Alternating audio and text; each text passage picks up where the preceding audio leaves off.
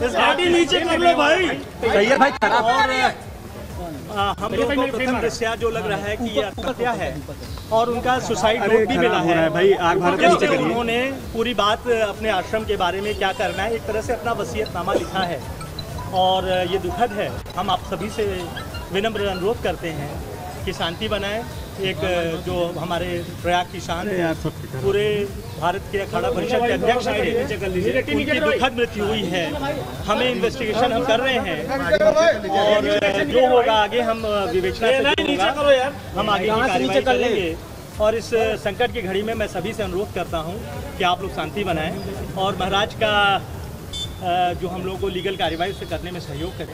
जो suicide note में क्या लिखा था कुछ? जी, सुसाइड नोट में उन्होंने पूरा अपना वसीयत की तरह लिखा है कि वो किसको क्या देंगे, कैसे क्या करेंगे, किसका ध्यान रखना, हमारे शिष्यों का ध्यान रखना, ये सारी बातें। कोई मौत पर कोई संदेह जताया है? कोई उन्होंने क्या आशंका व्यक्त की है, क्या वजह है मौत की? उन्होंने अभी हम पढ़ रहे हैं, उसको अध्ययन कर रहे हैं। उन्होंने आत्महत्या लिखा है कि मैंने आत्महत्या की और वो किसी अपने शिष्य से दुखी थे, जिसके बारे में उन्होंने ऐसा प्रथम दृष्टया। अभी तक आप लोग की जांच पड़ताल में क्या बात सामने आ रही है? जांच पड़ताल अभी चल रही है, इन्वेस्टिगेशन हो रहा है। ये उनके प्राइवेट कमरे में मिला था सौ? नहीं, उनके जो गेस्ट हाउस है जहाँ वो रात में नीचे दिन में रहते हैं, उस कमरे में फैन से लटका हुआ था। कितने बजे के आसपास पुलिस? ये लगभग सूचना 5:20-25।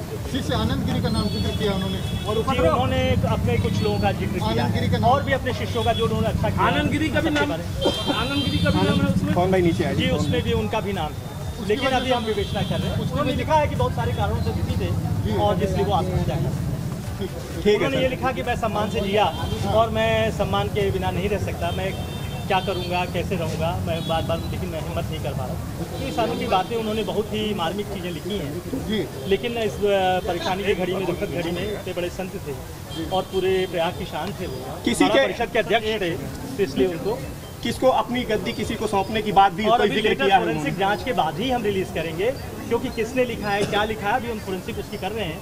लेकिन जो लिखा है उसको लोग पहचान रहे हैं। सर, कमरा अंदर से बंद था या खुला? अंदर से बंद था, तोड़ा गया कमरे को। सूचना कैसे मिली पुलिस? सूचना फोन से जब उनके शिष्य ने दी, यहाँ पे जो उनके मुंशी हैं उन्होंने दी, बबलू ने, तो मैंने कहा कि नहीं, तुरंत आप लोग कुछ टच मत करिए, अभी हमारी फोरेंसिक टीम, हमारी पुलिस टीम जा रही है। मैं आया तो मैंने देखा तब तक। सर, शिष्य कुछ बता पाने क्या सुबह से क्या ऐसा कुछ लग रहा था, दुखी थे, उनके से मुंह में अभी इन्वेस्टिगेशन, अभी इतनी जल्दी मैं कुछ नहीं किया। ठीक है, थैंक यू सर।